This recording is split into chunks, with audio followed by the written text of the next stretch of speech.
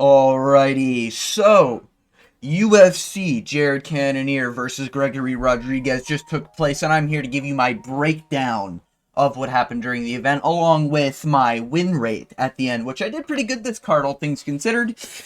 8-3, I believe, but as always, I'm going to have the record at the end, down below, right below my beautiful, gorgeous face. Ooh, that jawline. Anyways, yeah, if you don't know who I am, I just break down every single card. I do predictions just for fun, just for passion. I don't gamble on fights normally. And, yeah, I just do it weekly. I upload content regularly throughout the week. And, yeah, yeah.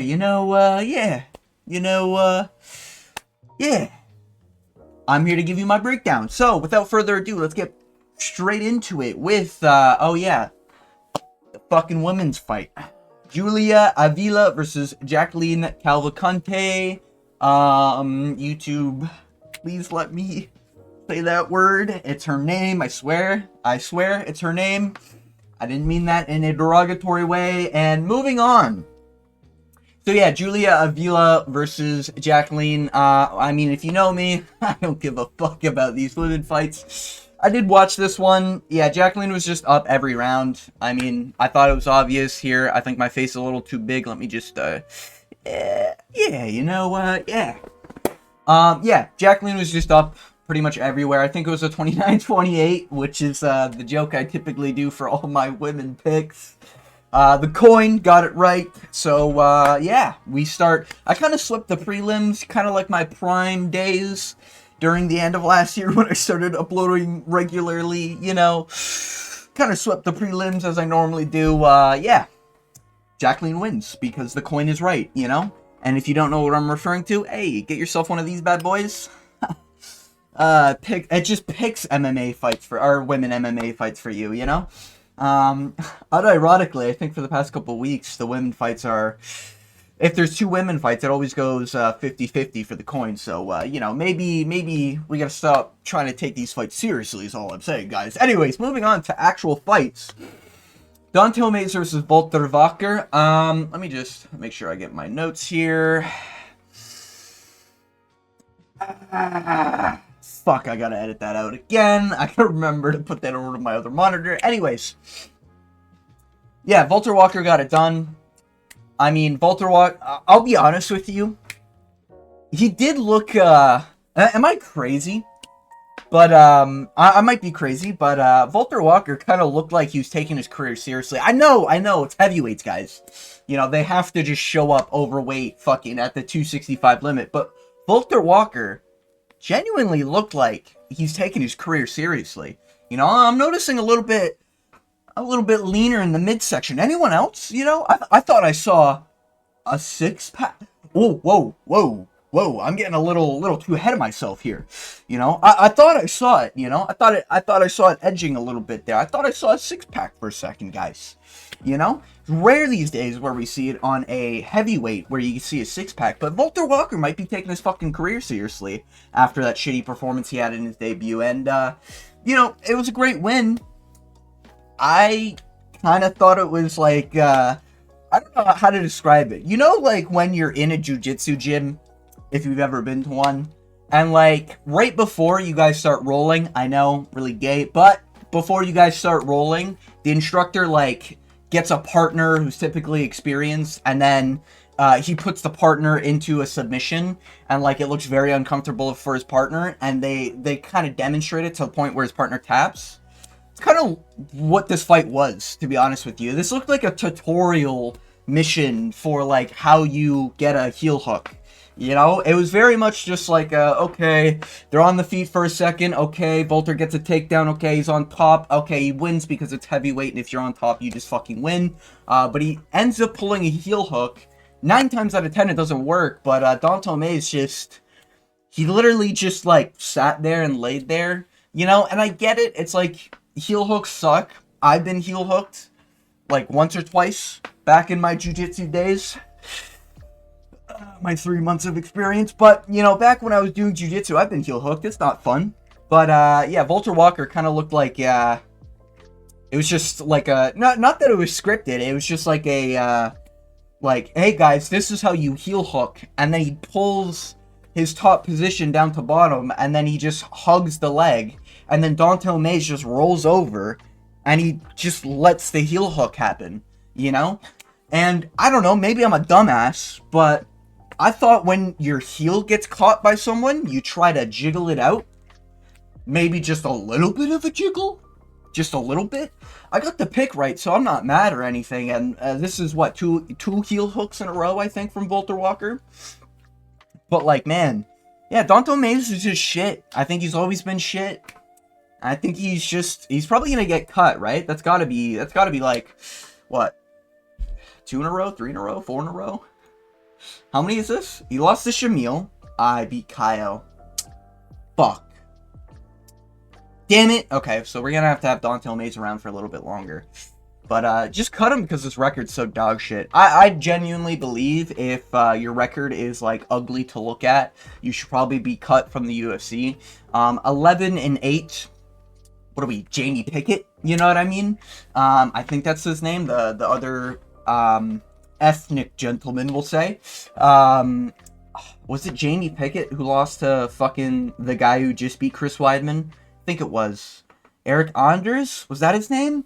Oh, you know, I'm getting experience in the UFC now. I'm getting you experience in this fucking fan business I'm running here.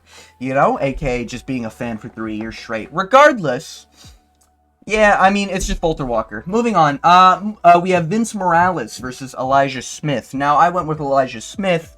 I just thought Vince Morales, like, I thought he didn't do things good. I now take that back. His submission, I don't know, his technique, I guess, is pretty clean, but he can almost never finish it. At least that's how it felt like in this fight until, like, the very last couple seconds of the final round, where he literally had a submission locked in under the chin with, I think he had like 7 seconds to go. Just saying, you should have been able to finish that within 7 seconds, but I could be wrong. Maybe it was 3 seconds or something a lot sooner, but yeah, Smith didn't tap. You got put in a lot of positions that you thought would have tapped. You could probably argue Vince maybe 2-1, but I think Elijah Smith comfortably won 2-1. But if you think Morales was, like, robbed or something, I'm not gonna, like, say you're crazy or anything. It was a pretty close competitive fight in terms of submission threat, and Smith not doing a whole lot on the feet, just being up, I guess, on the feet, mainly because Vince Morales' face kept on opening up. But people forget, man, Canadians are tough, and Vince Morales is indeed not born in Canada. Why the fuck did I say that? Does he claim Canadian? Am I tripping? No, he's United States. Why the fuck did I even say Canada? Is Elijah Smith Canadian? No way, right? This guy's... No way, right? No, he's American. What the fuck is wrong with me? I thought Vince was Canadian. I take that back.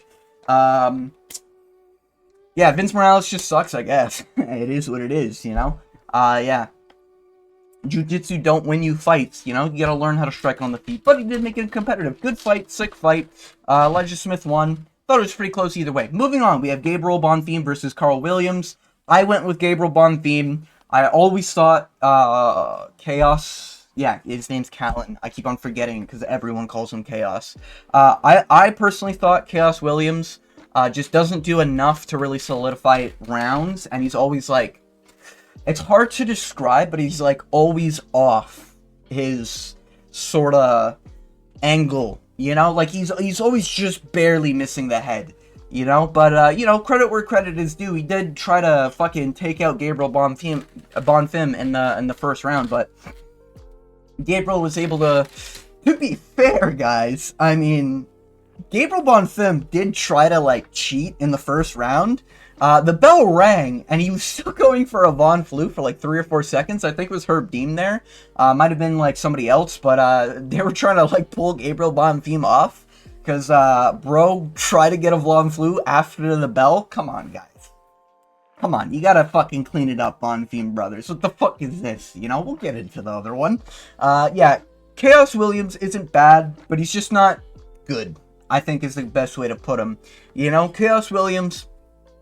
He's always going to be, like, a decent, tough test for, like, a debut, I guess. But Chaos Williams just isn't really going to be much in the division, in my opinion, just from his skill set. You know, too many people kind of have a Khalil Roundtree-esque sort of vibe to them, where they'll go all out in round 1, and all of a sudden it's like, wow, this guy's a crazy fucking finisher. But then once they get past round 1, and you realize, damn, Chaos Williams really didn't do much in round 1. Like, yeah, he's soaring with everything he got, and he kind of missed, but you know, that's about it, you know? He doesn't really do much else, you know? Other than look like he's throwing with everything he's got, you know? And I appreciate a guy who's willing to stand and bang, but it's just, yeah, you're gonna gas out, and you need to keep it fucking, you know, stop trying to always go for the head, you know? I think that's why Khalil Roundtree's best win is Anthony fucking Smith, and I'll never get over why people just overrate the fuck out of Khalil Roundtree, talking about how he beats Jamal Hill. We'll see about that. You know, I hope they book that fight. That'd be a sick fight. I want Jamal Hill to get a W at least one time this year. Anyways, moving on. We have Rafael Estevam versus Jesus Aguilar. I pretty much thought this fight was going to go exactly how I thought. Estevam, I just thought was just going to be able to outpace Jesus, or not outpace, just pretty much like outdo Jesus Aguilar. Jesus Aguilar always has this problem where he never does enough to really solidify a round. And in this fight especially, I've noticed he's kind of like NPC brained. And what I mean by that is that he does the same thing over and over again. And not in terms of like combos and everything, but like he'll win in the striking exchanges and then shoot for a takedown. What are we, Kelvin Gastelum? What the fuck are we doing? You know, if you're winning the striking exchanges, Jesus Aguilar, he's a hard worker. I respect that. But, like, brother, do what you're doing good. You know what I mean? Like, just because you're winning the striking exchanges doesn't mean you get to fucking toss him around and start ragdolling him. You know what I mean? Like, Estevam's like a decent grappler, and he showcased that. To be fair, it's pretty close, you know, and it's one of these Jesus fights where it's like, well, you know, it was close this round, it was close that round, but it's just like, he doesn't do enough to, like, stamp that he won that round, you know, and it's just, it sucks for Jesus Aguilar. I got the pick right, I don't give a fuck. Estevam won. Estevam didn't look that crazy out there. Estevam didn't look like he's the next thing, I guess, out there, but we got it done, I guess, you know. Yeah, Estevam, I don't think he gets that far in flyweight, I'll be honest, just with that performance. His striking was a little lacking, you know, and I don't like seeing Jesus Aguilar win striking exchanges when he's the shorter opponent. Yes, he's denser, but, I think Estevam has the reach advantage. I could be wrong about that, but it just kind of seems that way with the height, advantage. Anyways, moving on, we have Angela Hill versus Ketlin Souza. Another women's fight. I got this one wrong, 29-28. Some people are saying Souza won. Some people are saying Hill won. I don't give a fuck. I got it wrong because I said a 29-28 for Souza. And the coin predicted it. So the coin's 1-1 with female fights. So I'll probably just include it at the end. I might as well because it's 1-1 anyway. So I'll just add it. Actually, no. I'll probably start removing it. You know, I think when it goes even for women fights, I'll probably just remove it entirely, because it doesn't fucking matter. Maybe I'll add it. I don't know. Is it better if I add it, or is it better if I don't add it, because they nullify each other? Maybe I'll just add it then. Because at least it's like, okay, that card had like 12 fights, and I had the numbers correctly for the 12 fights. I guess, maybe. Yeah, maybe I'll just leave it added. Anyways. Yeah, this fight was boring as fuck. I looked away for half of it, started building a Lego set, actually, you know. Found this at Walmart, you know. Great Lego set. If you don't know what it's from, Avatar, the first movie, one of the GOATs, as some say, especially because, back in my childhood, that was one of my favorite movies growing up. Man, good times it was, you know. It even came with this thing, the whatever the fuck they're called, like the Night Hound thing, you know. It's pretty cool, you know. It's got the open the fucking mouth. It's got the jaw, you know. It's pretty cool, you know. It's pretty cool. You know, 6 legs, pretty cool. A lot of pieces in that set, actually, you know. But yeah, where were we? Oh yeah, women were fighting. I don't care. Moving on, Connor Matthews versus Jose Delgado. I picked Jose Delgado only because Connor Matthews got KO'd by Dennis Bazooka, or whatever his name is, whatever the fuck his name is, something Bazooka. And I don't like seeing that. If you get knocked out by him, I think Connor Matthews is ginger, at least a half breed on the on the chin. You know, I'm a full breed, and as most purebred gingers know, we don't have great chins. You know, we might be powerful, we don't have great chins. Okay, so Jose comes in, knocks his ass out. I can't. Is Jose the one who trains at like a crazy gym? Is that who I'm thinking of here? Sure Dogs. What gym we looking at? Association MMA Lab. I can't remember. Who's the MMA Lab? Real quick, let this load. Any day now, guys. Yeah, there we go. So we got Aaron, that. Alex Caceres. I remember that guy. Martinez.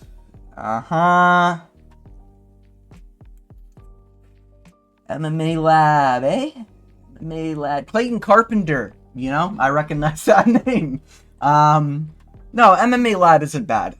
So I think I just went with Jose because Connor did get knocked out by a bum. So, you know, it sucks for Connor. It's what it is. I got the pick right. Jose won. Wasn't really much going on. 2 minutes into the round. Few strikes thrown. Jose clipped him with a... It was a spinning back fist, and I thought it was going to be a Saruki and Shara bullet situation for a second. Connor took it pretty well, and then he just got 1-2 down the pipe and slept out cold. So it is what it is. Moving on, we have Rodolfo Vieira versus Andre Petrosky. I thought Vieira won this fight. I am biased. I picked Vieira. However, I thought it was close enough to give it to Rodolfo Vieira, especially because Andre Petrosky was always on the back foot, and he had more visible damage on his face. I know Rodolfo Vieira was bleeding a little bit more, but Andre Petrosky had like 2 cuts. He had like one above his eye and one on his cheek. I think Rodolfo Vieira had like a small cut on his cheek and a little bit of blood coming from the top of his brow, but I don't know, you know, I kind of thought Rodolfo Vieira won. He had a takedown as well. How the fuck did they give this to Petrosky? No, it was a close fight, to be fair. Disagree with the decision. Went against my pick, so it sucks, but it is what it is. That's how the fight game works. You know, I think I went 8-3. So if I went 8-3, a bullshit decision, and then I lost the main event. Wow. I did really good on this card. To be fair, I know a lot of people had like similar picks, as I do most of my predictions on a Sunday, pretty much just after the fights, so I'll probably be doing it just after this fight. It's like 9 p.m. on a Saturday, so I'll probably do it after that. But yeah, it's just yeah, shit fight. I don't really know what else to say. It was kind of just like a budget cut version of like a Bellato Jimmy Crute. Kind of. Not really. What was this like? It was just shit, you know? Petrosky looked like a fucking fat, dumb-looking fucking Paul Craig, and Rodolfo Vieira kind of looked like a Brazilian big, extra-sized, super-sized version of Calvin Kattar, I guess. But yeah, there was like nothing really going on in this fight other than Vieira outstriking him and pushing a better pace while landing more damage and securing a takedown while also shooting more takedowns, and he still lost the fight. So, hey, it's the UFC. It is what it is. Moving on, we have Ismail Bonfim versus Nazim Sadikov. I do have notes here that I wanted to remember. Oh, yeah, that's right. So, got the pick right. To be fair, I thought Sadikov was probably just going to be able to out-grapple Bonfim and go for a submission. I think Sadikov kind of proved that he's a lot better. He definitely won round 1. I think everyone would agree with that, especially because he wobbled Bonfim pretty bad. Were the strikes close? I don't think they were, right? Holy shit, never mind. He got outlanded. Really? Huh. Didn't feel like that. Maybe I'm tripping. Maybe I just have a bias. I don't know. Crazy. It's almost like I picked the guy. But, yeah, Nazim Sadikov, he looked really good in round 1. He got a nice little question mark kick, head kick sort of situation. A little sloppy, but the shin landed clearly on the temple. And Bonfim kind of went down. And then this dumb old fucking doctor, don't know why we have 90-year-old doctors inside the octagon deciding whether the fighter is able to fight or not, especially because he doesn't speak their fucking language. Maybe we should think about that, you know? Someone who's a little bit more bilingual in there with them. Because as far as I could tell, Bonfim was saying he could see, he was nodding his head, and the fucking women next to him translating, fucking speaking Brazilian, or whatever the fuck they were, Portuguese, whatever the fuck you want to call it, I don't care. You know, they were just chatting to each other. Bonfim was constantly like, yes, you know, he was blinking and everything, because his fucking eyes being agitated. Because there's fucking sweat going in it, there's probably blood going in it, because there's a cut above his eye. And the doctor just stopped the fight like a dumb fucking old dummy, you know? Like this fucking idiot. Like, I don't understand. Everything I was seeing was Bonfim wanted to continue fighting. And the doctor just called it because racism? I don't know. You know? I don't know. Maybe he had a problem against Brazilians or something. I don't know. You know? He saw the other Bonfim brother win, and he's like, fuck my parlay. Fuck this other Bonfim guy, you know? Like, I don't know. It was really weird. One of the more awkward doctor stoppages. But, yeah. Sadikov got it done. You know? He kind of gets outpaced in round 1, and, well, we didn't really see him in round 2. He just landed better in round 1, I guess. Anyways, moving on. We have Edmund Shabazian versus Dylan Budka. Well, wrestling credentials, eh? That's been circulating a lot, thanks to the MMA guru. Well, eh?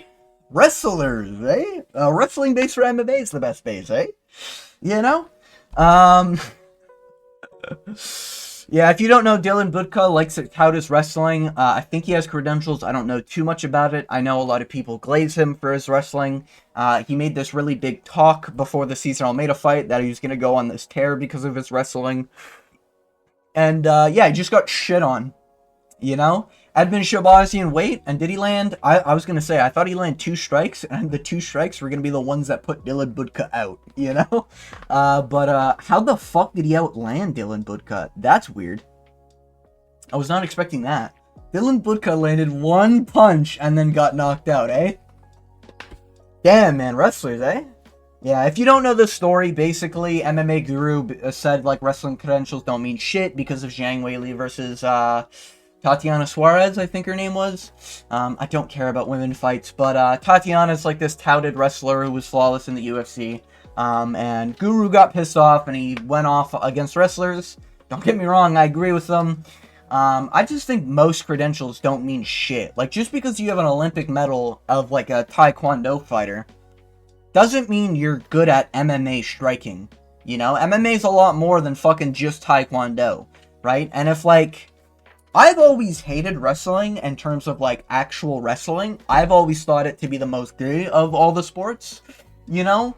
I've always thought, like, even jiu-jitsu guys, they'll at least try to finish their opponent. In wrestling, you're kind of just hugging a guy, getting him down on the ground, and keeping him there. And, yeah, you don't shoot as a wrestler in the UFC. What do you expect? You're gonna get knocked out by people who train striking every day. And they're not worried about picking up somebody's fucking leg and sniffing their fucking ass crack and ball sack, alright? They don't care about that. You know, it is what it is. Edmund Shabazian showcases the ginger power, gets it done in round 1. Edmund Shabazian. Yeah, he's looking pretty good at middleweight, to be fair. You know, he's a pretty young guy, right? He's like, yeah, he's 27. He's a young guy, you know? You know, I think he's a good guy, you know? What gym does he come from? Golden Boy, you know, Extreme Couture. That's, Randy Couture's gym, I think, right? Yeah, I'm hip with all the old folks that know MMA, you know? Good old Randy Couture, right, guys? Anyways, yeah! Edmund Shabazian gets it done. Moving on to the co-main event. Wow. Already the co-main event, huh? This was a really short card. Kind of a mid-card, to be honest with you. Anyways... Oh yeah, Calvin Kattar had a sick walkout. What was it?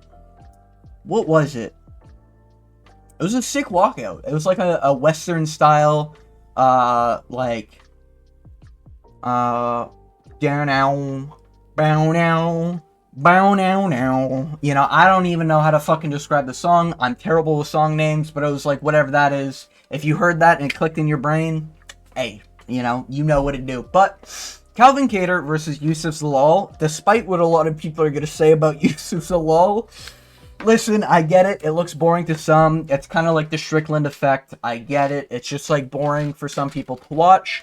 But to be fair to Yusuf Zalal, he was just like jabbing and then circling around. Now, he was going really fast. I think he respected a lot of Calvin Kattar's boxing. Kind of don't really know why. I get why, because that's kind of how Calvin Kattar's like touted as a good boxer. I've just never seen him really do anything great with boxing. He was technically keeping it not like competitive in terms of it was close against Max Holloway, but like he was at least still in there with Max Holloway, you know what I mean? So credit where credit is due. But Yusuf Zalal was just peppering the jab and he'd run away. And Yusuf Zalal definitely has one of these styles where it's like he's really good at knowing what you're about to do, like he knows when you're about to go for a feint and he knows when you're about to throw full force. And it kind of really felt like that, because a lot of the times, it seemed like Calvin Kattar's overhand right was just, like, there for him.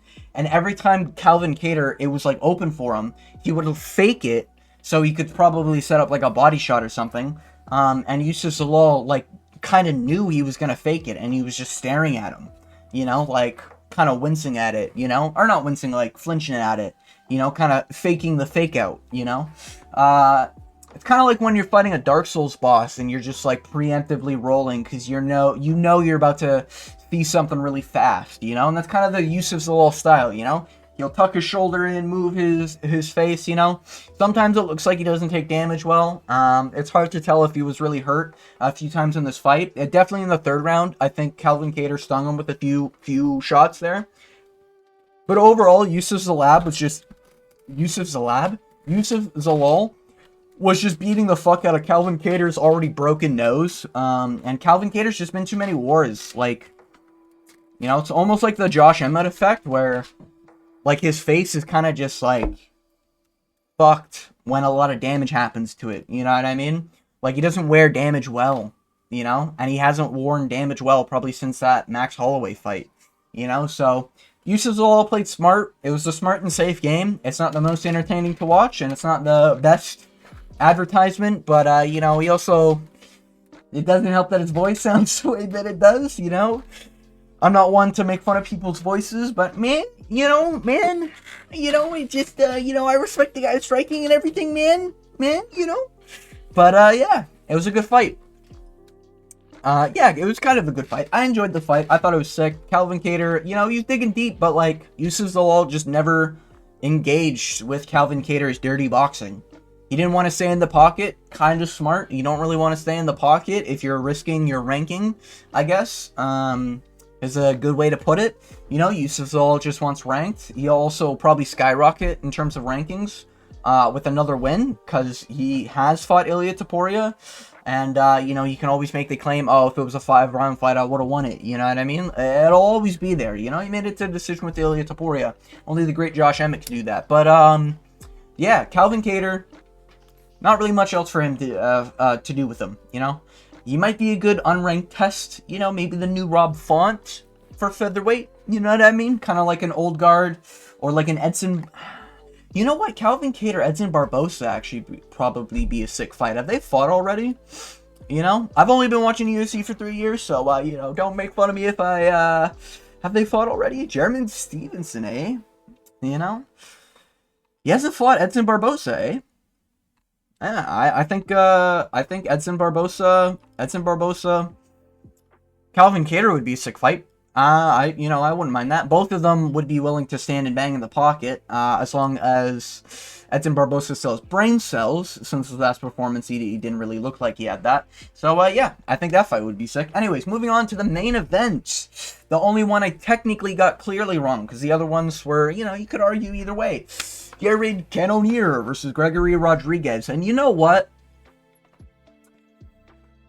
I think everyone was rooting for Jared Cannonier. I don't think many people wanted to see Jared Cannonier get put out cold. And to be fair, in this build-up, I was like, man, if Jared does get, like, wobbled or stunned pretty badly like he does in most of his fights, they probably will just stop the fight, because it's Jared Cannonier, he's 40 years old. Not looking good, you know what I mean? But, to his credit, he's 40 years old, I got that right on the dot. To his credit, he's still, like, a, kind of a tough outing, you know?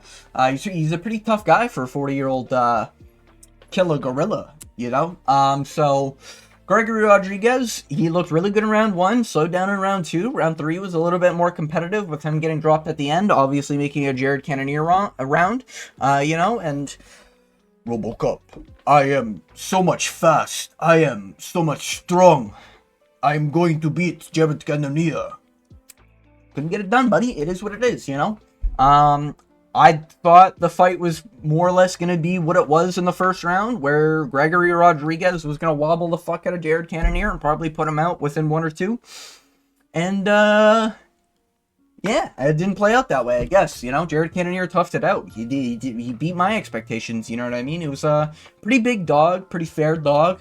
To be fair, you know, 40 years old, 32 for Gregory Rodriguez. And I don't even think, like, Gregory Rodriguez is that shinny. It's just that Gregory Rodriguez,